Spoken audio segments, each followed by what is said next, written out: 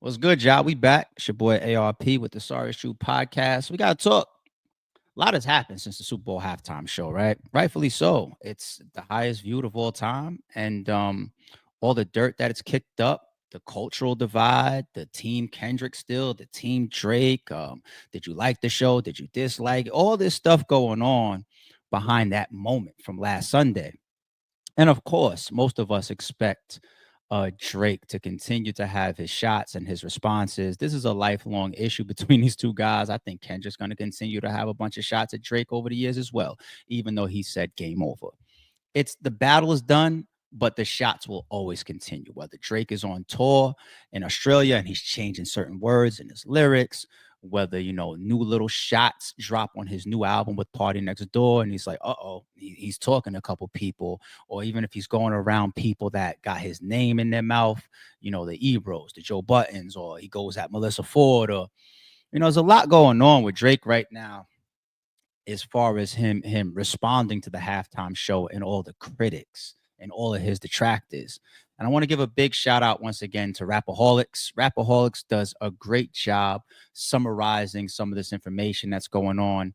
And I feel like we have multiple streams touching on these topics, but breaking down some of the shots that Drake has been taking at people. And I want to open up the discussion of why he's doing certain things. Some of it is weird, like with some of these kids that are getting involved. And, does he continue to have a problem with women, like a deep rooted problem with women? We'll get into that. But, once again, y'all run over to Rapaholics channel and subscribe to him. And let's go through this. This is a 30-minute video, but we're going to talk during a lot of these pieces and try to break some of this down. This beef ain't going nowhere, and most of us expect that. This video is sponsored by that juicy fat subscribe button and that gorgeous like button. If you've been riding with the channel, I love you, and let's make it a goal today to get more likes on this video than sales that Drake will have for his new album. Oh, now Lobries and Gentlegrams, in today's episode of Lobry in Gentleland, we will be discussing how Defamation Drake, the freaky frontliner of the colonizing court. Defamation Drake, yo, he's crazy with his aliases. House Karen comedic crash out, the PDF petition Poppy pulling Party Next Door out of the sweatshop for a new project. The sexy red stunt double has been sassy on Instagram, dissing all of his fragile ops, aside from Kendrick, of course, and stealing other artists' work. So let's break down all the feisty finsta firings at the sassy, spiraling, sexy red stunt double's fragile ops, and the long... Calling a man sassy is diabolical, I ain't gonna lie. lasting streak of Lobry losses leading up to his latest LP. Now, to all you OV hoes who are trying to paint Drake as the victim, especially after Kendrick's victory lap at the Super Bowl, in this video, you're going to see levels of pettiness from Drake that Kendrick could never reach, even if he was tall. A lot of you guys forget that this is how Drake was acting after he actually won a rap battle. My point is that all the smoke is warranted, and instead of playing victim on Instagram, putting up petty posts and petitions, in my eyes, the only real way Drake is going to redeem himself is by making real, authentic, vulnerable music. And for someone who is openly admitting... Quick topic. Y'all know what we're here for, right? Reactions. That point right there. You got people that have gone Team Kendrick and Team Drake, and they've made it about which musician do they like more, right? And more power to them. If one of them has given you more hit songs that you dance to and learn the words to, and more albums that you was able to play throughout and boost in your car while you whatever. Like, I get it. We all have our favorites and our preferences. There's nothing wrong with that. But that's not me, right? I want to be clear. My issues within this battle, or things that have spawned from this battle on the side of Drake, is more like a character thing, more like at a man level. Like, I still like everything that he dropped except for the Hot Part 6 during the battle.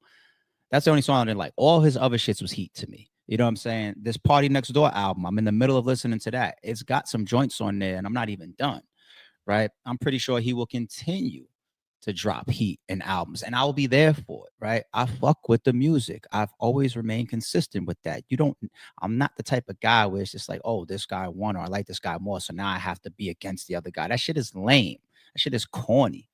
You know what I mean? I'll rock with both of them.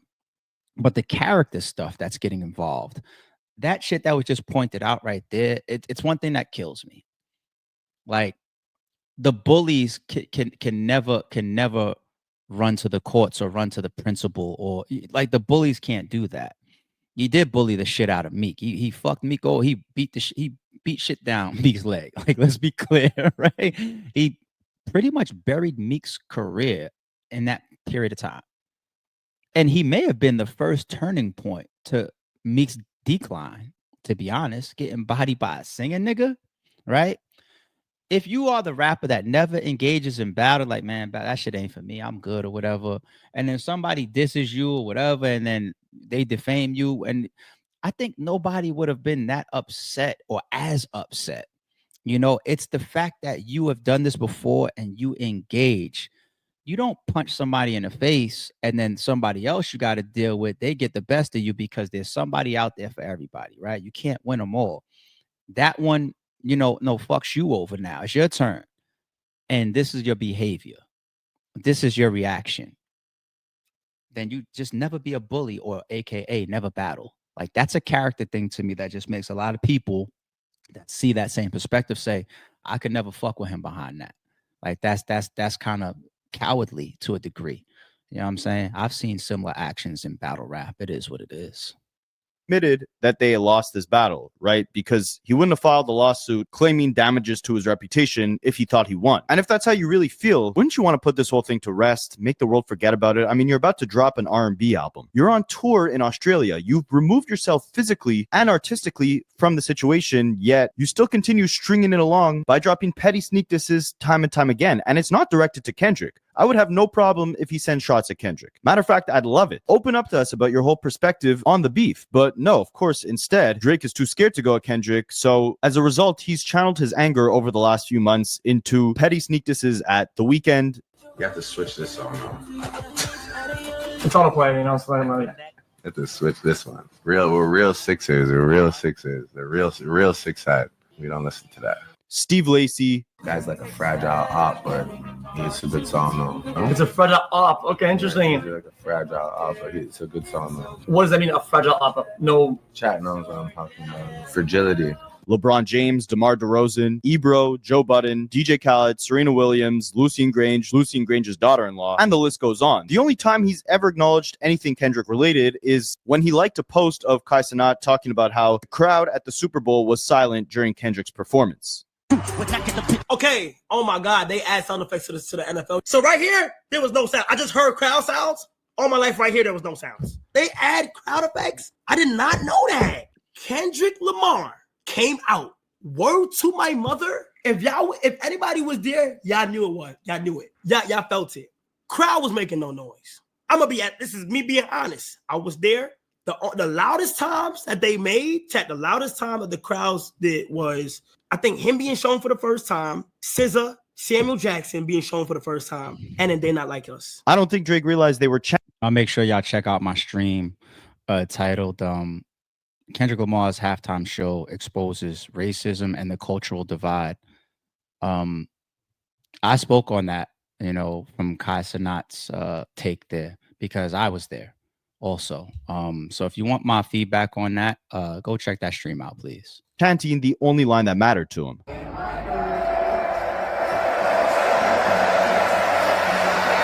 But yeah, instead of actually going at a rapper, Drake decides to continue stringing on this whole war of him against a never-ending ops list by going at all these people that I named you before, of course, none of whom are actual rappers, sending these sneak disses from his Finsta account all the way from Australia. Oh, and changing lyrics to some of his songs during his performances in Australia, dissing LeBron by changing lyrics from how I go from 6 to 23 like I'm LeBron to how I go from 6 to 23 but not LeBron, or changing his lyrics on Knife Talk to Beef is Live, spoiler alert, I didn't die.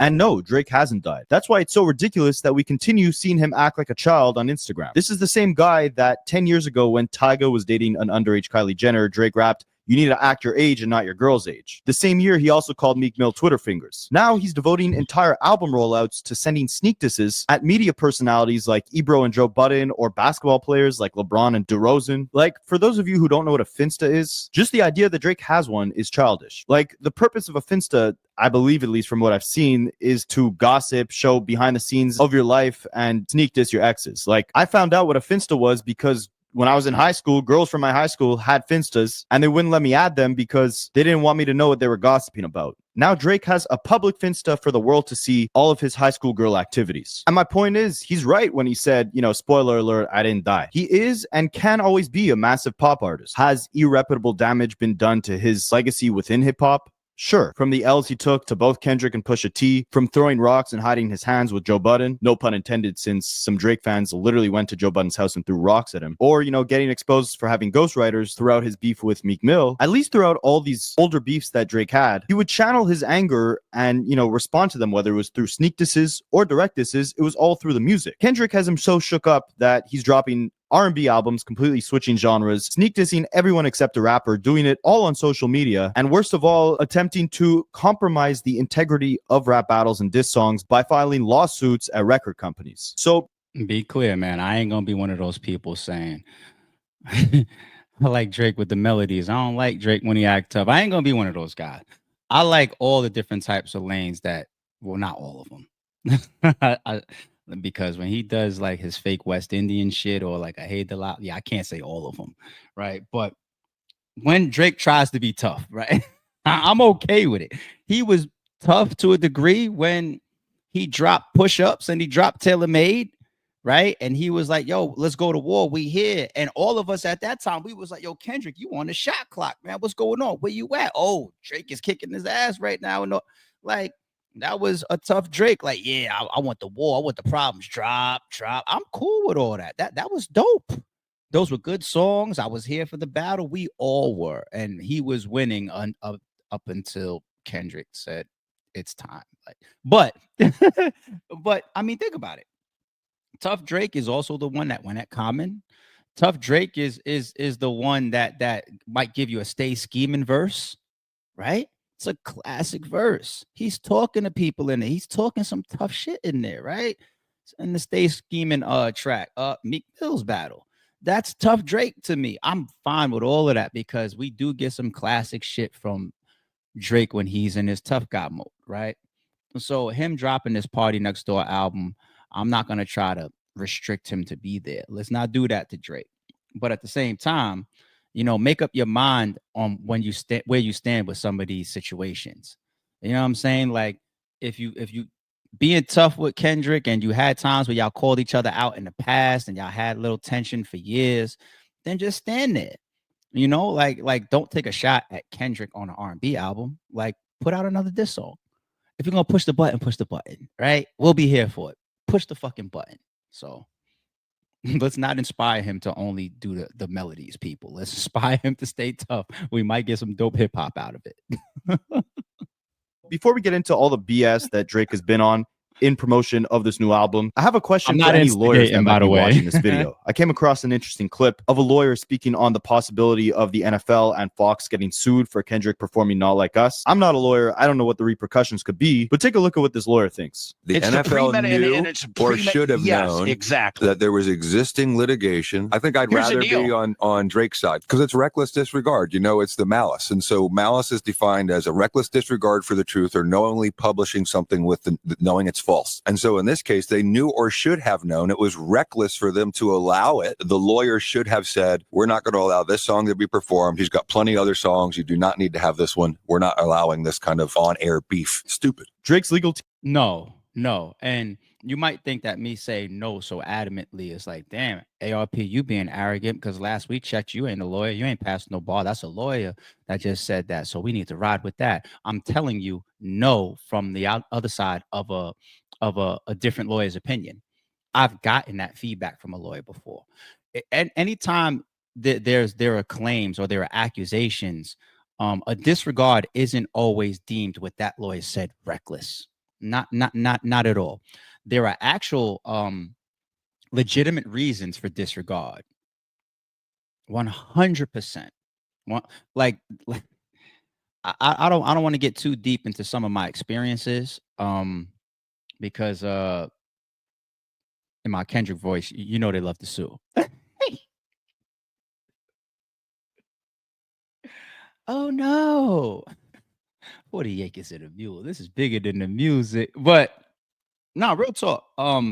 Disregard isn't always reckless from a legal standpoint. Let me try to paint an analogy. I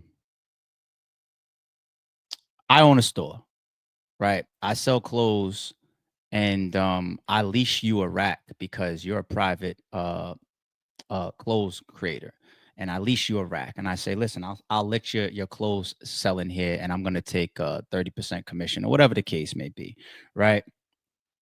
Somebody else then walks into the store and says, now mind you, when I did this deal, when I leased a rack within my store, so this other clothing creator, he comes in, he puts a bunch of fucking hole in the sweater shirts on a rack, and we split the cost. I let him keep 70, I keep 30% of what sells, right? We do paperwork. I have proof that he owns this merchandise that I'm selling in my store. He is the creator of it. I see the tag on it. It's all yay and all this type of stuff. We sign contracts and whatnot. I speak to his manager about it. We get sign off from his manager, Ye's manager, and all this type of stuff continues on. And then I start selling it.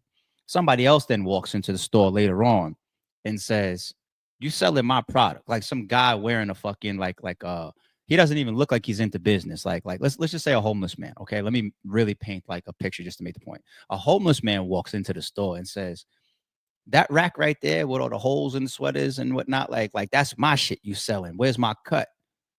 What?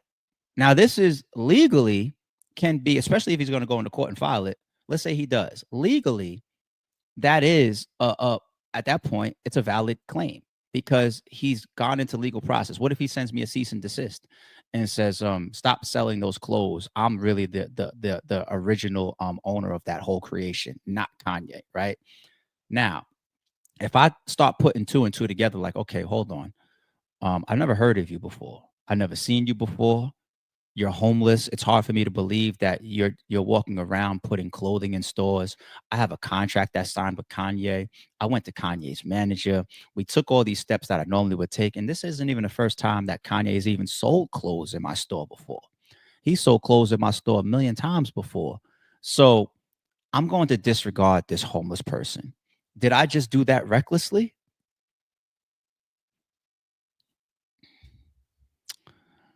Let's continue. Team also filed a statement right before the Super Bowl aired saying UMG is masquerading as a champion of artistic freedom by calling its actions merely quote-unquote entertainment. But there's nothing entertaining about PDF file in the real world. We're confident that the evidence we will ultimately present at trial, including information we've already learned and continue to receive since filing the lawsuit, will expose UMG's gross prioritization of its own corporate profits and executive bonuses over its exclusively signed artists' well-being and the truth. In that case, shouldn't Meek Mill sue MMG and Atlantic for all the reputational damage that Drake did to his career back in 2015? Maybe Kanye West could jump in there and file a lawsuit too? I mean, he had to hear "Crept Down the Block, Made a Right, Cut the Lights" during his kid's birthday party, after all. And then, of course, when you talk about truths and how UMG knew that the PDF file claims Kendrick made were blatant lies, but still published and promoted them, what about them publishing and promoting Family Matters? I'm definitely excited to see the evidence that Drake's legal team brings to this trial. So, of course, if you guys have been keeping up, Kendrick had not one, but two of Drake's exes with him on stage during his Super Bowl halftime performance, both SZA and Serena Williams. Drake dated Serena Williams on and off between 2011 and 2015. He actually got in a beef with Common over Serena, which led to some pretty entertaining diss songs. Stay Scheming, in my opinion, still one of Drake's best feature verses of all time. But years after Drake dated Serena, he decided to take shots at her husband, rapping on Middle of the Ocean in 2022. Sidebar, Serena, your husband's a groupie. He claims we don't got a problem, but no, boo. It is like you coming for sushi. We might pop up on him at will, like Suzuki. And I've seen a couple people clown Serena Williams' husband. Like, yes, he's married to Serena Williams, but this guy isn't some average Joe. He's the co-founder of Reddit. Meanwhile, Drake is the founder of the OVO sweatshop. Anyways, Serena decided to fire back by crip walking on stage while Kendrick performed Not Like Us. And again, instead of going to Kendrick for saying things like, I want to play their favorite song, but I know they're going to sue, on stage in front of 133 million people, Drake decided to direct his attention onto Serena Williams by going on his Finsta and posting pictures of himself with Jill Smoller, Serena Williams' former agent. And it's funny that he's doing this petty stuff just days after giving a speech at one of his Australian concerts saying that you got to raise your standards for yourself. If you want the things that you really want in life, you got to start raising your standards for yourself. You got to stop settling for bullshit. Like, for example, stop the music for a second. It's Sunday night. If you're gonna drink out here in Melbourne tonight, make sure the drink is good. You understand what I'm saying to you?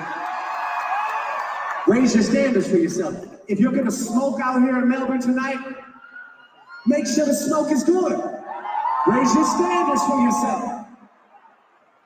And last but not least, it's a great speech. If anybody in this crowd is in Melbourne tonight, if y'all gonna be each other tonight, if you got a girl, you got a man, or whatever it is, if y'all are tonight, my number one piece of advice is make sure the sex is good. Thank you very much. Raise your standards for yourself. And on a side note, with the whole Serena thing, yes, she knew what she was doing by dancing while Kendrick performed Not Like Us, but there was a bigger purpose to her being on that stage. It wasn't all about Drake. She posted on Instagram after the performance saying, when Kendrick and his team called and was like, we've been trying to do something forever. What about this? We loved your crip walk at the Olympics after you won the gold medal. I'm like, Super Bowl? Are you serious? When in the world would I ever be able to dance at a Super Bowl? Never. Let's do it. I knew my winning dance after the Olympics would pay off one day. End of story. And she was making a statement because back in 2012, during the Olympics, she celebrated her win by crip walking. And she faced tons of backlash for this as people perceived it as quote unquote glorifying gang culture rather than simply a nod at her hometown LA. So doubling back to crip walk on an even bigger stage at the Super Bowl is not just her saying F you to Drake, but really her saying F you to anyone who ignorantly criticized her for doing the dance in the past. But of course, Drake has to make the moment about him and directing smoke to anyone except for Kendrick, with the main focus on women. For some reason, he's always taking shots at women. Megan Thee Stallion, Ice Spice, Rihanna, Serena. He said in a 2022 interview with Lil Yachty that one of his regrets early on was the fact that he always mentioned women by name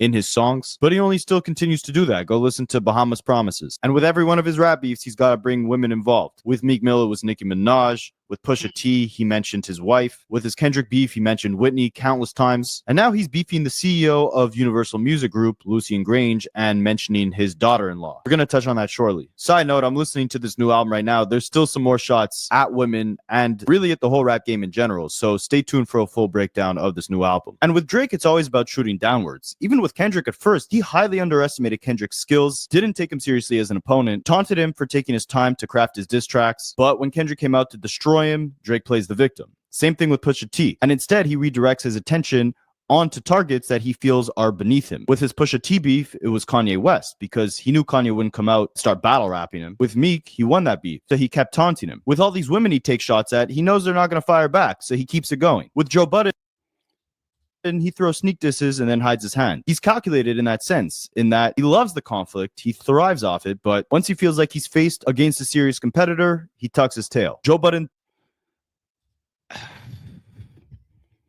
How y'all feel about that? The punching down aspect, and not just the women. He definitely, in my opinion, has a woman problem, right? That's a deeper conversation. But the punching down thing and the wanting smoke with people that you think might be handicapped, or is that true? Is that true? Did Drake and Jay-Z really bubble up to the point where we thought it was going to really happen? We saw the little small subs between the two.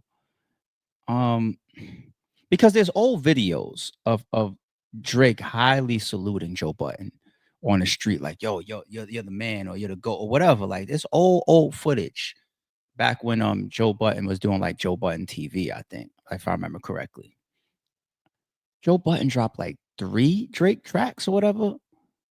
See, if you caught me speaking on Joe Budden in some previous streams, you believe that, or you know that I believe that he's one of them niggas when it comes to rapping. One of the best of all time, Joe Budden. Do we think that Drake, he didn't take that fade because, oh, Joe Budden, you're not a big enough op? Or did he duck that fade because it's like he forecasted an L? Right? That's what they call having picks. Right? If you go and be for the smoke, be for the smoke. Now, to be fair, when you're at a certain stature, you have to be selective. You have to move with your career in mind. You know, if little John Doe takes a shot at you, you can't just go into the booth and crank out a diss track to respond because you're Drake. So let's be smart there. But Joe Budden is an extremely formidable opponent. So why if you're going to entertain the back and forth for years with Joe Budden by taking shots at him on your Instagram, this is like years between these two guys. Why never the music came? And you see recently Joe Budden lashed out at Drake like, "Nah, don't come taking shots at me now. Like, go spin the block on Kendrick." And Kendrick said the same thing to Drake too.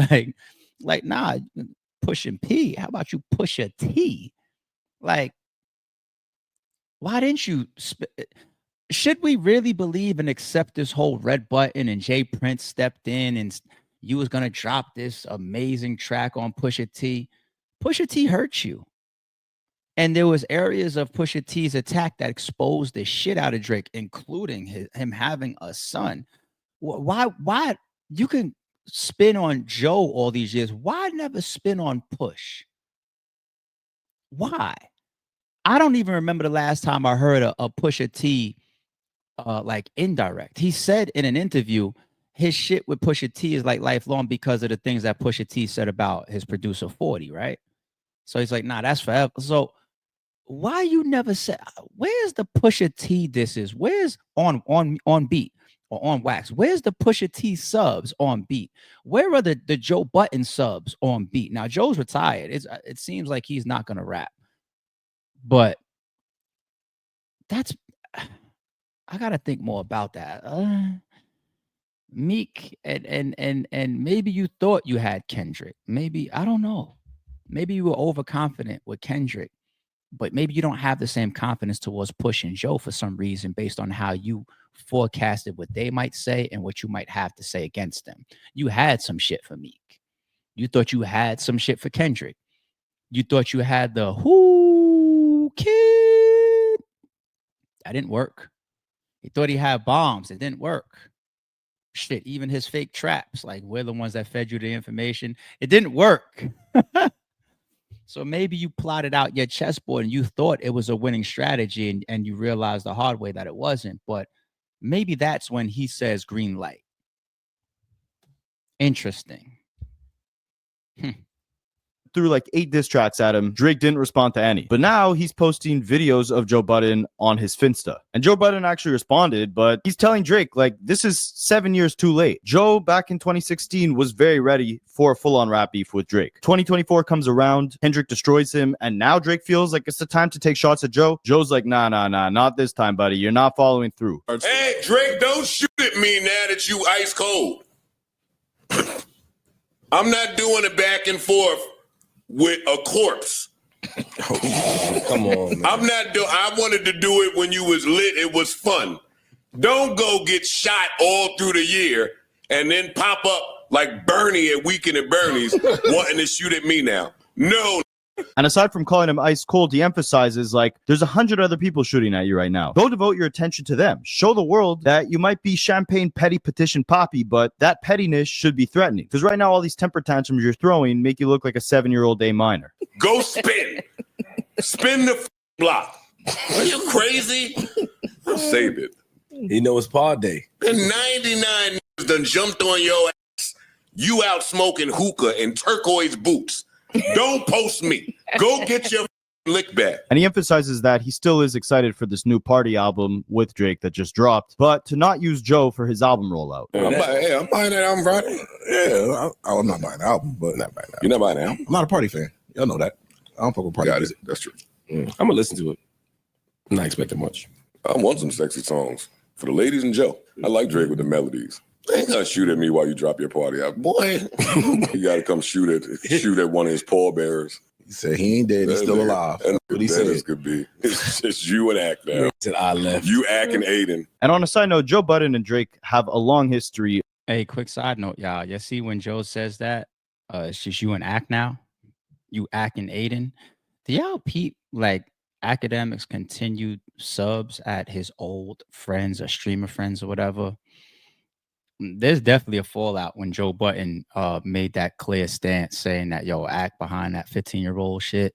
Like, nah, that shit is corny. I think Ack wanted a phone call. He didn't want Joe to go on his podcast and do that because they've shared each other's platforms a bunch of times in the past and they've been cool and they've always promoted each other. Ack said so many times in the past, like, it's me and Joe. We the top guys, right? I think Ack is seriously hurt by the fact that Joe didn't stand up for him or didn't stay quiet or didn't give him a call and potted about his weird ass situation with that 15-year-old. Now they're taking shots at each other, right? I bet you that grows legs. I bet you that gets worse sooner or later. Y'all see. I could already see it developing. Of both love and hate. Drop a comment if I should do a whole video breaking down their very long, complex, oftentimes one-sided back and forth. You're the only one that like avoids me for some strange reason. Never avoid you. I just don't see you. We're never in the same place. Because I'm too broke. I didn't want to say. You invited Elliot and B-Dot over there to the embassy. Now, aside from Joe Budden, obviously you guys know that Drake completely redirected the smoke that he had for Kendrick onto his record label UMG, suing them for defamation for publishing and promoting Kendrick's song Not Like Us.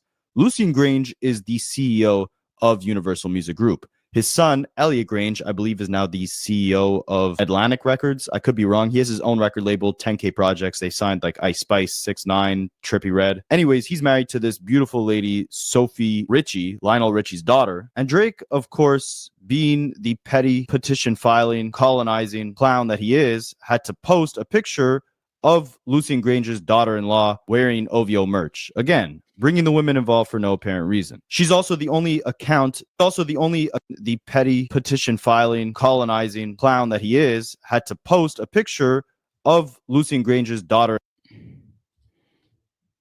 How y'all feel about that? This is why I continue to believe that this man has a woman problem. Not just his resume is outstanding. He's tagged a lot of these chicks in the industry, but always targeting them, always using them as to take shots, bringing them into these beefs that you have with men, right? You have an issue with, like, it's you and Lucian, right? You and UMG, right? Why the fuck would you? Now, I guess the out of this would be like, oh, I'm just showing that she used to be a supporter of me, or she's wearing an owl shirt. So fucking what? Like, Lucian could turn around and say, like, yeah, that's also part of how we promote you. We walk around with your merch. So you're saying that I overly promoted Kendrick. We promote you too. My daughter, we wear your merch, right? But why bring the chip? That's coward level shit. Like, why bring people's kids in it? Right? Like, you and Kendrick, y'all had y'all thing, like, y'all talking about kids, but it was a battle, like, y'all, it was what it was, right? But you and Lucian, or you and UMG, right? Why would you bring somebody's child in it in any way? This is why people continue to say weird behavior. And even in the midst of this L, where you see the whole world getting on your heels, you still take to some of your social media accounts and do shit like this. It's like, yo, Drake can't learn. Is it a level of arrogance, or is I'm like this and I'm gonna stay like this forever? Does he refuse to learn? Does he refuse to grow? This shit is insane. Why are you bringing somebody's child into the war or into the lawsuit? That's insane. In-law wearing OVO merch. Again, bringing the women involved for no apparent reason. She's also the only account that his plot twist account follows. And now, of course, a bunch of OV hoes had to go to her pictures and comment a bunch of owl emojis. Again, this is like high school level drama. And for what? To promote an album? To show the world how petty you are? He just said on this new album, like, he can't get over the beef. He literally said that, but he chooses to target women and retired rappers instead of someone who could actually pose a threat to him. And let me correct myself. He posted 2 pictures of her, one of her in an OVO sweatshirt, one of her in OVO pajamas, seemingly doing a photo shoot for his OVO clothing line.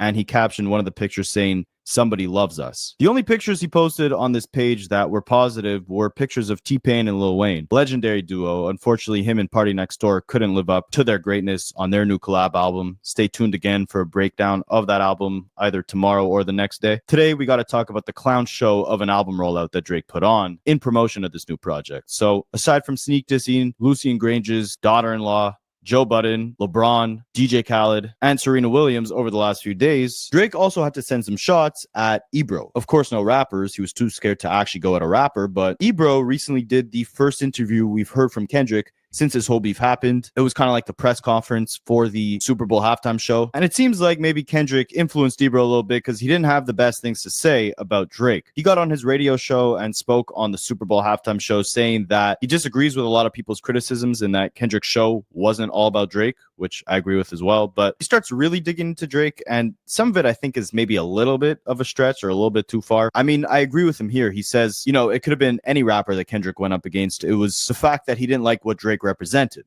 Going back to the whole thing, did it get personal? Yes. Was it specifically between Kendrick and Drake? Yes. Drake is not that important. Kendrick, the reason Drake's in this is because he is a sickness in the game. It could have been any artist. It's what Drake represents. We've been saying this for months. Where I think it's a bit problematic is that Ebro's the global editorial head of hip hop and R&B for Apple Music. When someone like that has that much influence within, you know, the second largest streaming company in the world, and they specifically think that one artist is a sickness to the culture and are publicly expressing it, while I don't necessarily disagree with Ebro, I think it leads us down a slippery slope when people with this type of influence have this type of bias, right? I don't think it's good for music in general if certain artists get blacklisted or mistreated because, you know, the people in charge of the playlisting and who's on the homepages, those people shouldn't let their biases have any impact in how artists are treated by streaming companies. Let Drake dig his own grave. And he continues saying that Drake needs to do ayahuasca like Kendrick prescribed him. People love Drake. We love his music. He's beloved. He's not willing to go rip his soul from the bottom and do ayahuasca and look himself in the mirror as Kendrick had prescribed to him. No, but it's about what the game does to someone who's trying to dominate it. There are a lot of artists have been through what Drake's going through. Not too many. And he emphasizes or elaborates what he means on Drake having a sickness in that Drake is constantly trying to chase all of these different sounds simultaneously, which in turn waters him down as an artist. And while he might reach his goal of, you know, being the most dominant rapper from a commercial perspective, the influence he's bringing isn't necessarily positive when he's setting this precedent of being fixated on the charts, on diluting your sound to appease a wider mainstream audience. Somebody who's chart chasing, just trying to dominate the game and losing themselves while they're trying to chase the game. You guys are just focused on the battle. You're not focused on the actual sickness. You're trying to dominate R&B. You're trying to dominate hip hop. You're trying to dominate pop. You're trying to have people write your records. You're trying to do all of these things simultaneously. And oh, by the way, you're also behind the scenes doing people dirty. Like he's trying, like it hasn't happened at this level before. I mean, Kendrick had the same message for Drake, but of course Drake had to clap back at Ebro, not Kendrick, posting a picture on his Finsta of Ebro in a pot of holistic medicine. That one's kind of funny, I'll give him that. But now we get to the worst part of this whole thing. So Drake and Party Next Door dropped this album, right? The album is called Sexy Songs for You, but the S's are replaced with $signs, $3. On a side note, if he wanted 3 S's, he should have named this album Spiraling Sensitive Sexy Red Stunt Double. Or instead of some sexy songs for you, it should have been some stolen songs for you, because not only did he probably have Party Next Door ghostwrite a lot of his stuff, or at least bite his sound, the album artwork and the title actually might have been stolen. So the track list featured these 3 cartoon bunnies. And again, the album title is $3 for You. Now, Freddie Gibbs, back in 2022, had an album called Soul Sold Separately, all with 3 S's replaced with $signs as well. And his album cover and his mascot for the next few years after that album was also a rabbit. Freddie Gibbs pointed this out, retweeting a fan who said using the $signs and rabbit from Freddie Gibbs is nasty work. And he said, damn, they even stole the rabbits too? I'm flattered. Then Bootleg Kev tweeted out, little known story, Drake met Freddie Gibbs when he was working on his $$ album, even had talks of hopping on the album. He's very hip and aware of the wave. I took the only pic of Freddie and Drake that exists too. Some light biting happening for sure. He continued saying, myself, Freddie Gibbs, and Drake sat at a bar in West Hollywood for over an hour talking basketball, hip-hop, etc. Gibbs, my witness, Drake was arguing with me about why I thought he didn't have a classic album. Same convo where Drake and I made a bet about my Phoenix Suns. During that convo, Fred and Drake talked about his hopping on something for $$$ album. Freddie sent him a record Pharrell produced that never made the album, but Drake intended to get on it or something. Never came to fruition, but Drake is a fan of Freddie, as any hip-hop head would be. I'm not saying the coincidence of Drake and PND using $$ and rabbits was intentional or not, but what y'all OV-hoes not about to do is act like Freddie Gibbs is reaching. Now, what's even worse than this is the album cover features Drake and Party Next Door in front of the Marilyn Monroe Towers in Mississauga, Party Next Door's hometown. And there's this other artist by the name of John River from Mississauga who shot a video for his song Hope City 2 in front of those same towers. And he claims he was pretty much ripped off of this, and Party Next Door threatened to blackball him, taking to his Instagram, showing the picture of Drake and Party's album cover, saying, I said no to writing for you guys at the lunch. Then you say you want to hear my vision one-on-one on the phone and then steal anyways. And he went into more detail saying Party Next Door wanted to get on a call after my video went viral in the country. On this call that lasted around 2 hours, he told me he watched the video 20 times and me in front of the Monroe Towers was labeled new, innovative, and iconic. He quoted Party saying, why are you getting attention instead of me is exactly what he said. For over an hour, he then told me and tweeted, then deleted, that I needed to always pay him homage. Party said, you're young and you don't want to get blackballed. The rest of the call, he was fixated on every aspect and detail of my video, the towers, and my vision for the city. Multiple people were present. I told him I respect his music, but homage was strange. When another OVO artist asked to sit down, he also began asking in depth about me, the Monroe Towers, my thought process, and all of my future music plans surrounding them. He then asked if I'd write for them, to which I said no. He never spoke to or saw me again personally. This started when I was a teen and has been happening up to as recently as 6 months ago under the guise of admiration. I got 12 texts on Tuesday around noon, and then I saw the PND cover and I instantly knew what had happened and been happening. I would never claim a freestanding building as my own. Telling someone after obsessing over their work you want to be involved, dissecting it, being rejected, and then stealing their identity and reselling it as your own is insane. Taking this further or any direction will be painted as crashing out. I don't want anything. The Bible says, speak truth against injustice, defend the poor, and fear no man. I don't care about anything else. Basically saying, like, I'm not claiming those two towers as my artistic identity, but I featured them in my music video. You dissected it, told me you loved it, asked me to write for you, told me if I don't pay you homage, I'm going to be blackballed. And then you go and basically steal the same visuals that I had for my music video. We don't know if all these interactions between this artist, John River, and OVO are actually true. This is coming from the artist himself. But you can see that the music video featured him in front of these towers very similarly to this new album cover. And obviously the music video was released. It's just the worst time right now to get accused of any type of ghostwriting, stealing, or bite. It's just bad timing, man. Like, sheesh. Before the album. So if you want to chalk it up to inspiration and not biting, I guess you could say there's a whole lot of inspiration going on. Now, just some more strange behavior between Drake and women associated to rappers or just personalities that he's beefing with. A Twitter user by the name of Ryan Nice pointed out that after Mos Def said that Drake made Target music or shopping mall music, Drake followed that up by following Mos Def's daughter on Instagram and liking a post where she stated that she had just turned 18. He doesn't post screenshots of that post, but you can go look it up for yourself. And Drake most definitely does follow this young lady. On a separate... So it's confirmed that he follows her, but we don't got the post. What? Is that true of liking the post when she says, I just turned 18? What? Like, how would somebody, if you were a father and that was you, and then you were like going back and forth dissing somebody because you said Drake got Target music and he's obviously looking to respond in his social media ways like he does very, very frequently. And then he follows your daughter, your 17-year-old daughter, and then she posts, just turned 18, and he likes the post allegedly. As a father or a mother, how would you interpret that? What the fuck? We don't need to dive further into that. Leave that right there. Drop a comment.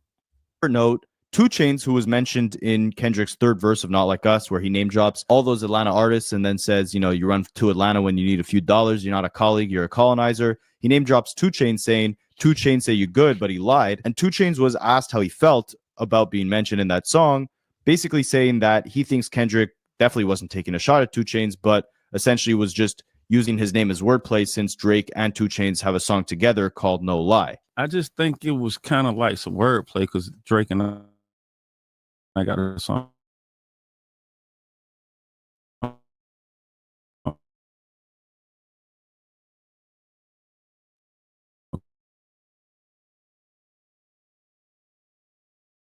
I think he was taking a shot. Do have a couple plaques with Drake, probably 3 or 4 plaques with Drake. So I think a lot of the people in that verse got song with him. So that was just Kendrick Well just diving in on some subject matter type.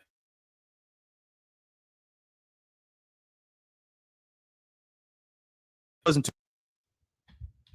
too happy about it, saying, you know, he's on the other side of hip hop, whatever that means, and to keep his name out of that. 2 Chainz says he wasn't insulted per se, and he actually knows of Atlanta artists who were insulted that they weren't mentioned. Kind of like with Kendrick's Control verse, where he name dropped, you know, who he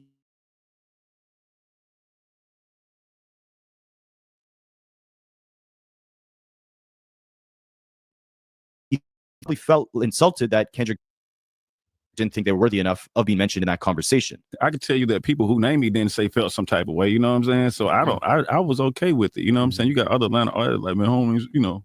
So I don't. That's what Lil Baby said. Lil Baby said he said, keep me out of that. I don't want my name mentioned. Yeah, some people didn't want their name. Some people was like, why he didn't say my name? And it just, you know, like it's just a moment. It was just a moment. And 2 Chainz ultimately says it made no difference in his life, but his kid, funny enough, in high school actually did get asked about the song. But it didn't do nothing to me. I think my Harmony, my middle kid definitely says somebody asked at school, but it didn't get hectic or nothing. It wasn't. I ain't even hear about it. I ain't even lie. Yeah. What you mean? You ain't never heard Not Like Us?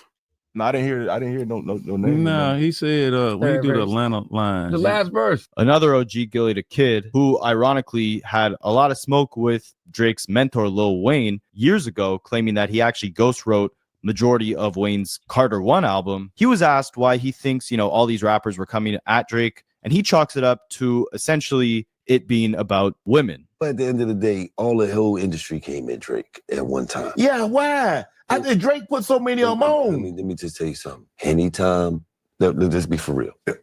All of them got money. Yes. This is what we talking about. Okay. What is it ever to be for over some bitches? Right. Had to be about some bitches. You know, Drake. Come on, man. Drake slaying them and spraying them, man. Putting bitches all on the plane, man. Yeah.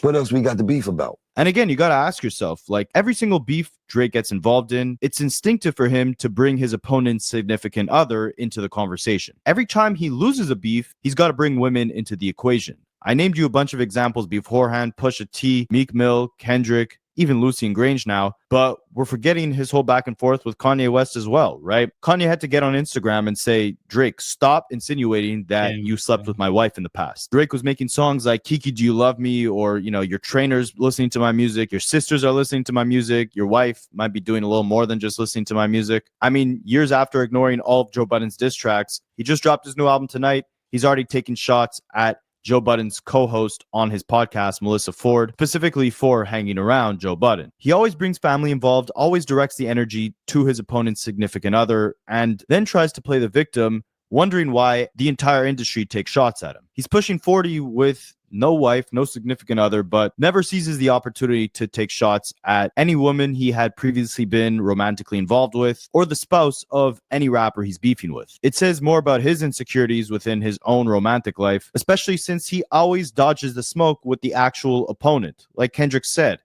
before you think about pushing me, go push a T. But I'll leave you guys with some advice that Mustard, the producer of obviously Not Like Us, had for Drake, because I think it's pretty powerful and sums up the exact opposite of what Drake has been doing, especially in the last week with his Finstagram account. Essentially, the best thing Drake could do while Kendrick takes this victory lap, winning all these Grammys, performing Not Like Us in front of 30% of the country, the one thing he should do is remain authentic, continue putting out good music, and stay off social media. Delete that freaking Finstagram account. Like, it started off with Drake posting behind the scenes of him in the studio cooking up, which was great. It was positive. Now it's turned into a sneak dissing sob fest for the sensitive, sexy red stunt double. What the hell? Yo, him continuing to call him a sexy red stunt double is ridiculous. I mean, once again, shout out to Rapaholics. Great breakdown and putting all that information together of a lot of the recent back and forth that Drake has had with all these different people outside of Kendrick. Of course, it's the result of the Kendrick and the Drake beef, but it's going at Melissa Ford and Joe Budden and Ebro and Lucian's daughter, and like the old thing that he did with Follow Mos Def's daughter, and allegedly liking the tweet when she said just turned 18. Like, what is it? Like, I can understand you want to diss somebody's girl in a rap battle, whatever, but it's a lot of history of bringing these women in as your targets, and even ones that don't deserve it. Lucian Grange's daughter shouldn't be getting brought into nothing. Mos Def's daughter shouldn't be getting brought into nothing. Maybe you want to take a shot at Melissa Ford over the Joe Budden podcast because there's supposedly a history with Drake and Melissa Ford. Whatever, man. But I just feel like when there's men involved that are your primary targets, like, why not stick to them? Like, I don't know. If I'm gonna get at your girl, right, I gotta have history with her, and it's gotta be in the midst of me dissing you, like in a rap battle. Like, let's say, like, oh, the girl that you married, I've been, but like in the midst of a rap battle, that's an angle that'll play. Like, nobody's gonna get mad at that, but you're not gonna diss me, and then I'm gonna go locate your daughter and follow her, and then like her tweet that says I just turned 18 allegedly. Or you're not gonna sue me, and then I'm gonna go find your daughter and see if she's ever got like a picture where she's wearing an RBE t-shirt and I'm not bringing no kids into no shit. So the kids and the women, man, like, it's just weird history, man. It's weird history. And I do believe that some of this is part of the promotion of his new album with Party Next Door. Of course it is. Like that's sometimes the perfect times to speak out on people that you're just like, I'm gonna get you later. I'm gonna respond to this later. I might as well do it where I can capitalize on it as well, right? If I wanted to say something to you either way, I might as well do it when my album drops. So yeah, can you say that you chart chasing or clout chasing, or you doing this as a part of your rollout? You could say that, but at the same time, if you was gonna do it anyway, might as well fucking capitalize. So, I see that piece of it, but he's already in the midst of this big thing anyway with Kendrick. But it's wild that Kendrick gets to sit back and Drake has to fight all these other little side quests and all these other mini battles within the war, right? Like Drake also needs to pay attention to that. Drake needs to pay attention to the fact, like, yo, this really is all about me and Kendrick, all of it. And the fact that me as the B-side of this battle, I have to keep fighting the Ebros and the Joe Buttons, or maybe a Pusha T or a Kanye West, or I'm embarking in those. I'm taking shots at Melissa Ford and she might respond to me, and I got to pay attention to the fans' reaction to that. All these little submissions and side quests, I'm embarking on those. But Kendrick, who's the A side of this battle, he gets to sit over there and just be quiet. And I'm not even forcing him to engage, or for him to slip up and make a mistake, or for him to get back on a chessboard. Like, he's got it easy watching me have to fight all these other people, and some of them are going to get wins against Drake. Like Serena Williams, if she wants to post something against Drake in response, she's probably going to, it's like an easy win from a social media, outside looking in standpoint, because it's like, all right, y'all are exes, or y'all used to deal, whatever. She's married now. She moved on. You're shitting on her husband now. Like, this is like, you look bitter. You look bitter. Like, maybe you let a couple good ones get away. Maybe you still deep down crying over, like, fuck, I was supposed to just like go all the way towards Rihanna and try to put a ring on that. And fast forward, now I'm pushing 40, and I'm just like looking, some of these good ones that I let get away, they done moved on, had kids, had families, they married, all this type of shit. And Kendrick gets to sit back with his family, especially after defending that, like, oh no, these are my kids. Look at this picture. They got the face, they got the ears, they got, and you're over there doing what? So even his energy being directed at all these other people is a win within itself for Kendrick. Dude, once again, if you're gonna hit the button, hit the button. If you're Drake, do you try to battle Kendrick again? A lot of people would say no. Kendrick hinted like he had 10 songs. There's probably much more he could mess with. He has yet to rap about the lawsuit, and God knows how he would paint those pictures and everything. It's obviously a dangerous playground to go play in. We saw what happened the first time. I'm not saying go try to rematch him, but if you're not gonna do it, then leave all the other shit alone that continues to carry the battle of Kendrick versus Drake. No, because you helped it. You're Drake. You keep it alive. If you put up an Instagram post, it's going to create headlines. It's going to create podcasts. It's going to create reactions. It's going to go viral. So let it die. Let it die then, right? It can't just be about your rollout. Let it die. I don't know, man. He obviously ain't taking nobody's fucking advice. So the end of this road better have a fucking pot of gold for Drake, because it's like missteps are becoming like part of his legacy. It's like everything he does, people look at it and say, "Why'd you do that? What? Where's your advisors? What made you do that? Why'd you post that? What made you say that?" Right?